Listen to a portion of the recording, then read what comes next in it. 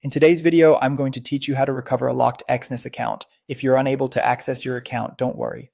In most cases, recovery is straightforward, as long as you follow the correct process and complete the required verification steps carefully. Start by going to the Exness sign-in page. Once you're there, look for the password recovery option and click I forgot my password. This is the standard starting point if your account is locked because of a password issue or too many unsuccessful sign-in attempts. Next, enter your registered email address and click Continue. Make sure you use the same email linked to your Exness account since recovery instructions and verification requests will be tied to that address. After that, you'll need to validate the action. Exness will send a security code either to your phone or your email, depending on your security settings. Enter that code and click Confirm. This step is important because it helps verify that you're the rightful owner of the account. If the code doesn't arrive right away, give it a moment and check your spam or junk folder if you're using email. Once verified, create a new password that meets the platform's security requirements. Choose something strong and memorable with a good mix of characters if required.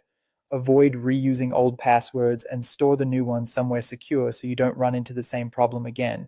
If you're locked out because you forgot your two-factor authentication method or security type, the regular password reset may not be enough. In that case, go to the Exness support hub and submit a ticket. Be clear when describing the issue so the support team can guide you to the correct recovery option. As part of that process, you may be asked to verify account ownership through a short video chat. This is a normal security measure designed to protect your account.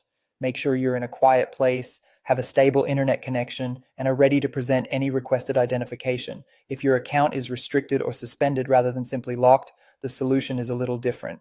Sign in if possible and click Complete Profile, then enter the required personal information. Be sure everything matches your official documents exactly.